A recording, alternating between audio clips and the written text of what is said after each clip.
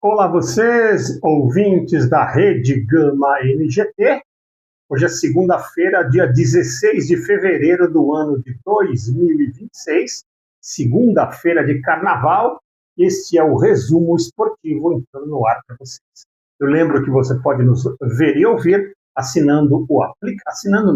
baixando o nosso aplicativo na sua loja de aplicativos Rede Gama NGT, também nas melhores operadoras de TV a cabo e no nosso streaming da Rede Gama NGT. Bom, findo a primeira fase do Campeonato Paulista do ano de 2026, tivemos os 8 jogos jogados ontem à noite, todos no mesmo horário. O Corinthians foi a São Bernardo do Campo, no estádio 1º de Maio, com um time mais para reserva do que titular, pelo menos inicialmente. Fez um jogo burocrático no primeiro tempo.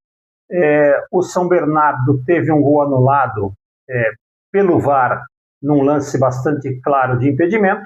No segundo tempo, o Dorival Júnior foi colocando o que a gente gosta de dizer como a cavalaria em campo, e o Corinthians acabou vencendo por 1-0, num belíssimo gol desse garoto André Luiz, que conquistou a sua titularidade e vem desempenhando muito bem as suas funções como segundo volante. O Corinthians teve uma baixa terrível no final da partida. Yuri Alberto foi dar um pique e sentiu o músculo posterior da coxa.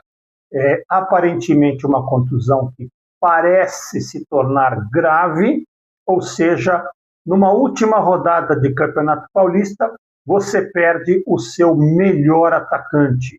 Eu lembro que o Guinegão, que quando tem entrado nessas últimas partidas, não tem desempenhado um bom futebol, e o Yuri Alberto vai fazer muita falta, não só na sequência do Paulista, mas também na continuação do Campeonato Brasileiro, que é o que importa para todos nós. Imagino que o Paulista deveria ser uma pré-temporada e o brasileiro a prioridade. O Corinthians joga na quinta-feira num jogo atrasado da segunda rodada contra o Atlético Paranaense na Arena da Baixada, e seguramente Yuri Alberto não estará entre os relacionados. Outro jogo da rodada, o Palmeiras acabou apenas e tão somente empatando com o Guarani em Barueri. O Palmeiras mandou a campo o seu time alternativo, mas foi muito melhor que o Guarani, perdia injustamente por 1-0 e acabou empatando com o Flaco Lopes praticamente no final da partida. O Santos recebeu o bom time do Velo Clube na Vila Belmiro, e o bom time é entre aspas, né? Um time que entrou disposto a praticar o antijogo, acabou sendo impiedosamente goleado por 600-0. Essa partida foi recheada de situações durante a semana, quando a torcida do Velo Clube invadiu o centro de treinamento da equipe, exigindo uma partida, o sangue no olho, como eles gostam de dizer. Inclusive, um dos membros da torcida do Velo proferiu uma frase que a gente chama abominável: temos que quebrar o Neymar se precisar. E o que aconteceu durante o jogo? No segundo tempo, o garoto Neymar, a gente chama ele de garoto pela forma dele jogar, acabou sendo caçado em campo, com lances, inclusive, de uma deslealdade que deve ser reprovada. O 6-0 foi um castigo para o Velo Clube pelo seu comportamento, pelo comportamento da sua torcida e também da sua diretoria, que permitiu a invasão dos torcedores do seu centro de treinamento. E o castigo veio na bola. Com a vitória, o Velo Clube, rebaixado para a segunda divisão, vai ter que disputar no Campeonato Paulista do ano que vem a Série B. Outro jogo da rodada em Campinas, a já rebaixada equipe da Ponte Preta recebeu o São Paulo, no Moisés Lucarelli completamente vazio. O São Paulo fez um primeiro tempo sonolento, parecia estar em ritmo de carnaval, em ritmo de ressaca, e parecia que ganharia no momento que quisesse. E foi o que aconteceu, acabou abrindo 2-0, e tomou um golzinho no final, acabou vencendo por 2-1, resultado que classificou a equipe tricolor para a próxima fase. Outro jogo da rodada, Botafogo e Capivariano fizeram um jogo onde quem ganhasse passaria a segunda fase. O Botafogo foi melhor, o Capivariano se segurou o tempo todo e no último lance da partida o Capivariano faz um gol e conseguiu a classificação entre os 8. Parabéns à equipe de Capivari, que mostrou um bom futebol para um estreante na Série A. O Capivariano começou o Campeonato Paulista com a única intenção de permanecer na elite e, além de permanecer na elite, acabou conseguindo uma vaga entre os 8 melhores nas quartas de final. Em Mirassol, a já classificada Portuguesa acabou com a festa do Mirassol em casa. 1 para o Mirassol, 2 para a Portuguesa. Se o Mirassol sempre foi o melhor mandante dentro de casa, a Portuguesa, nesse Campeonato Paulista, foi o mais indigesto visitante de todos. Acabou vencendo por 2-1, sepultando as chances de classificação do Mirassol e solidificando a 4ª colocação da equipe do Canindé, que, nas mãos do novo treinador, mostrou um futebol muito coeso, muito organizado e chega com mérito às quartas de final do Campeonato Paulista. Volto a dizer, ganhando partidas que precisava ganhar fora de casa. Ganhou do São Paulo no Morumbi, ganhou do Primavera em Indaiatuba e ganhou do Mirassol em Mirassol. 3 vitórias importantíssimas fora de casa que acabaram premiando a querida Lusa do Canindé com a classificação para as quartas de final. No outro jogo da rodada, um jogo que já não valia muito, Primavera e Noroeste empataram em 3-3. Um jogo recheado de gols, com alternâncias e que também premiou a equipe de Indaiatuba com a permanência na Série A paulista. Uns chamam de primeira divisão, outros de especial, outros de Série A. Eu chamo de Série A do Paulista. O Primavera empatou com o Noroeste. O Norusca, eu diria que com as calças na mão, acabou conseguindo se manter na elite do futebol paulista. Fechando a rodada, o Bragantino, o bom Bragantino, fez 3-0 em casa em cima do Novo Horizontino e acabou também sacramentando a sua classificação como terceiro colocado. Interessante essa equipe do Novo Horizontino, ela fez 8 jogos. Todas as equipes fizeram 8 jogos. O Novo Horizontino estreou perdendo na Vila por 2-1, fez uma campanha de recuperação nos 6 jogos seguintes e na última rodada entrou classificado e perdeu de novo. O Novo Horizontino perdeu a primeira e a última partida, mas se recuperou. É uma equipe já cascuda nas mãos do Anderson Moreira e vai causar problemas nas quartas de final, semifinal do Paulista e, quem sabe, até conseguindo um lugar na grande final. E o mais importante de tudo, é uma equipe que entra na Série B desse ano com uma credencial, uma das grandes favoritas ao acesso para o ano de 2027. E parabéns ao pessoal de Novo Horizonte. A grande surpresa, o Novo Horizontino acabou sendo o líder do Campeonato Paulista.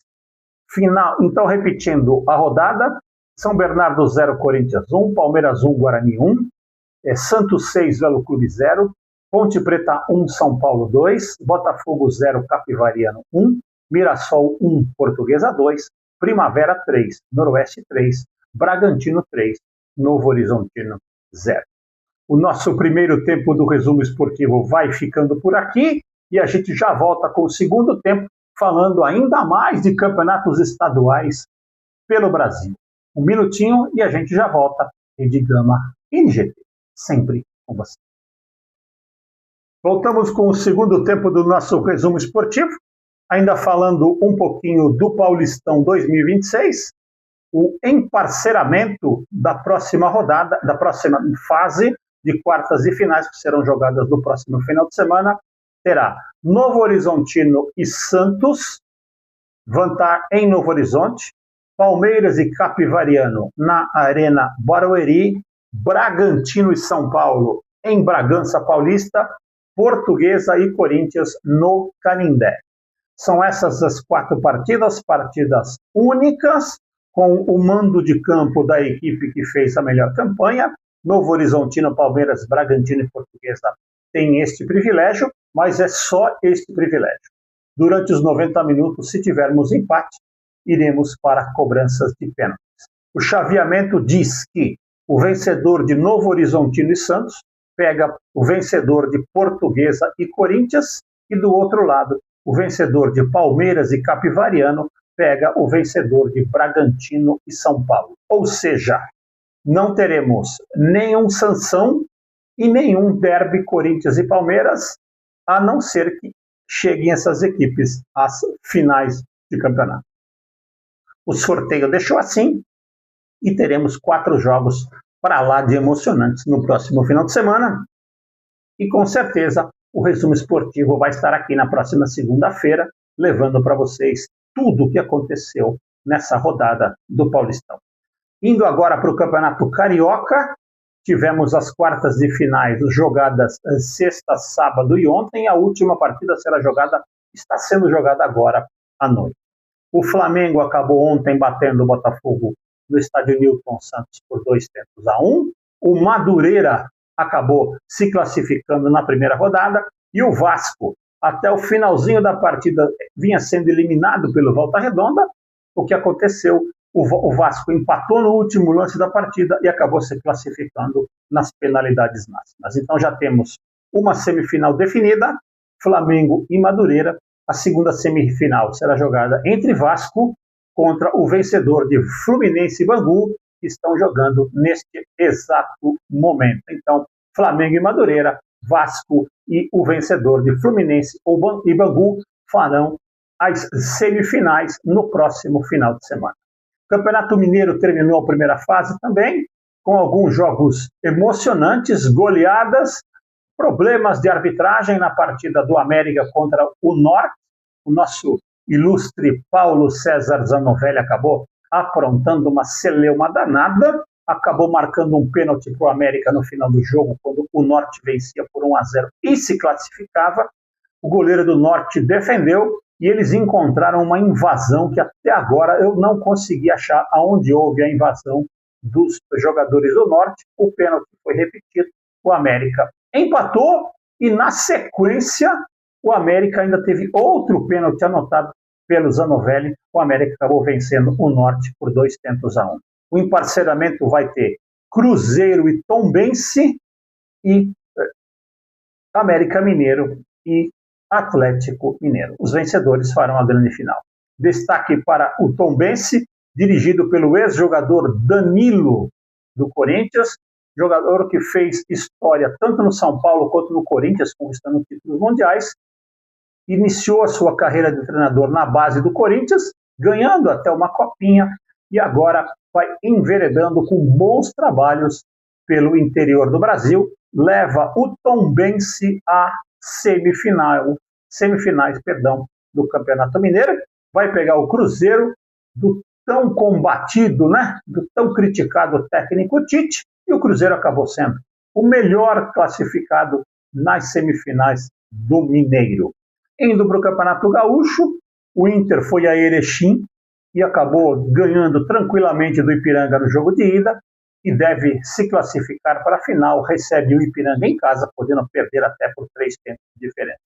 Na outra partida, jogado na Arena do Grêmio, Grêmio 1, Juventude 1. Jogo de volta em Caxias do Sul, tudo aberto, mas um leve favoritismo para o Grêmio. Deveremos ter provavelmente um Grenal com mando de campo favorável ao Internacional na grande final do Gauchão 2026. No Campeonato Paranaense, tivemos a primeira partida das semifinais. O Coritiba foi a Ponta Grossa, vencia tranquilamente por 2-0 e acabou sofrendo um apagão. O Operário do eterno Bosquilha acabou empatando. Operário 2, Coritiba 2. Jogo de volta no Alto da Glória na próxima semana. O favoritismo é todo do Coritiba. Na partida de ontem, em Londrina, o mesmo resultado da outra semifinal. 2 para o Londrina, 2 para o Atlético. O Atlético jogou com a sua equipe reserva, a sua equipe alternativa, empata um bom empate em 2-2. Na partida de volta, o Atlético receberá o Londrina em casa, também com amplo favoritismo. Teremos, então, praticamente, muito difícil que não aconteça, o Atletiba decidindo o campeonato paranaense do ano de 2026. O mando de campo vai depender dos resultados das semifinais que estarão jogando, porque os pontos se acumulam, a equipe de melhor campanha fará o segundo jogo dentro de casa no Campeonato Paranaense. Essas foram os resultados, o comentário dos campeonatos regionais mais importantes. No Nordeste, tudo se encaminha para no Ceará e Fortaleza decidindo no Ceará, Bahia e Vitória decidindo na Boa Terra, decidindo na Bahia. Esta semana nós teremos, na quarta-feira, o início para os brasileiros que vão fazer a pré-Libertadores. O Bahia e o Botafogo jogam as suas partidas fora de casa, jogos difíceis, mas são amplamente favoritos. Tanto Bahia quanto Botafogo, para passarem de fase, precisam passar 2 fases para atingirem a fase de grupos da Libertadores, e seguramente o nosso resumo esportivo vai estar levando para vocês, na próxima segunda-feira, todas as informações da pré-Libertadores, agora sim, envolvendo os times brasileiros. O resumo esportivo neste segundo tempo vai ficando por aqui, e eu lembro que Rede Gama NGT, sempre com você, estaremos já no nosso tempo extra. Afinal de contas, o resumo esportivo é feito para você sempre em 3 tempos. O primeiro tempo, o segundo tempo e, na sequência, o nosso tempo extra que chega já. Voltamos com o tempo extra do nosso resumo esportivo. Antes da gente falar sobre outros esportes, a gente vai falar um pouquinho do Campeonato Brasileiro da Série A, que já teve 3 rodadas sendo completas. Está sendo jogado nos meios de semana, então a gente acaba dando prioridade para os regionais do final de semana. A classificação tem, após 3 partidas, o Palmeiras com 7 pontos na liderança, São Paulo também com os mesmos 7 pontos, é o segundo pelos critérios, Fluminense com 7 pontos é o terceiro também pelos critérios, o Bahia fecha com a 4ª colocação nos mesmos critérios do Fluminense. O Atlético Paranaense tem 6 pontos, mas eu lembro que o Atlético tem um jogo a menos, ou seja, se a classificação fosse por pontos perdidos, o Atlético seria líder isolado. O Bragantino também tem 6 pontos, Chapecoense 5, juntamente com o Mirassol, Coritiba e Flamengo tem 4 pontos, Corinthians, Botafogo, Grêmio e Vitória 3, Atlético Mineiro e Remo 2, e agora, por isso que até que a gente já chamou, a zona de rebaixamento, todos com 1 ponto. Estariam rebaixados se o campeonato terminasse hoje, Vasco da Gama, Santos, Internacional e Cruzeiro. Se alguém apostou que esses 4 times seriam rebaixados, ganharia uma fortuna. Então, é uma situação ainda que deve ser revertida, mas já se acende uma luz vermelha para essas 4 equipes que já fizeram 3 jogos e só conseguiram um único ponto. Repito, Vasco, Santos, Inter e Cruzeiro, todos com 1 ponto, estariam hoje rebaixados para a 2ª divisão no Campeonato Brasileiro. Virando a chave, vamos falar, logicamente, do grande triunfo do esquiador brasileiro Lucas Pinheiro nas montanhas de Cortina d'Ampezzo, na Itália. A vitória dele foi incontestável, isso não tem a sombra de dúvida. Agora, a gente tem que deixar bem claro que Lucas Ribeiro nasceu na Noruega, treinou pela Noruega durante toda a sua vida. Ele é filho de pai norueguês e mãe brasileira. Tem dupla cidadania. Todos nós brasileiros ficamos muito felizes com a vitória dele. Só que eu lembro que até 2 anos atrás ele competia pela Noruega. E só deixou de competir pela Noruega por problemas de relacionamento com o Comitê Olímpico, não é com o Comitê Olímpico, com a Federação Norueguesa de Esportes de Inverno, que não aceitou algumas colocações que ele fazia, algumas colocações pelo seu jeito de ser e pelo seu jeito de agir. Não como profissional. Profissionalmente, um esquiador de primeira.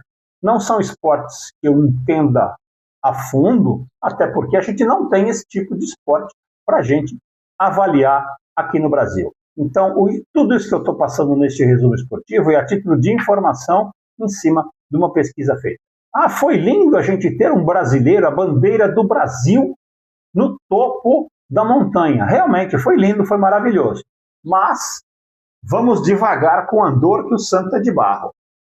Ele só está vestindo a camisa da seleção brasileira, só está vestindo o uniforme brasileiro porque ele teve desavenças com a Federação Norueguesa.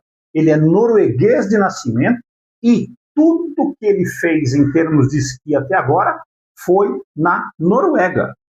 Ele só assumiu a sua dupla nacionalidade, tornou-se brasileiro em questões competitivas a partir de 2 anos atrás. Tira o mérito do Brasil? Claro que não. Mas não podemos colocar o país no topo do mundo como potência no esqui. Essa é a minha opinião. Eu gostaria muito que vocês até compartilhassem, mandassem as respostas lá para o pessoal da Rede Gama NGT, no nosso chat no YouTube, até porque é uma polêmica muito grande. O hino nacional foi tocado? Sim, o hino nacional foi tocado. Agora, a gente tem que ver a formação deste esquiador, que é uma formação completamente nórdica. Mas o que vale é o que está escrito. O Brasil está lá, conquistou a sua primeira medalha de ouro e temos muito mérito em tudo isso. Voltando agora para outro esporte, está começando hoje o Rio Open de tênis, um torneio da ATP 500, torneio que distribui 500 pontos ao campeão. Pela primeira vez teremos 6 brasileiros na chave principal, 2 por convite, Gustavo Raide, não sei se é Raide ou Reide, e o Guto Miguel.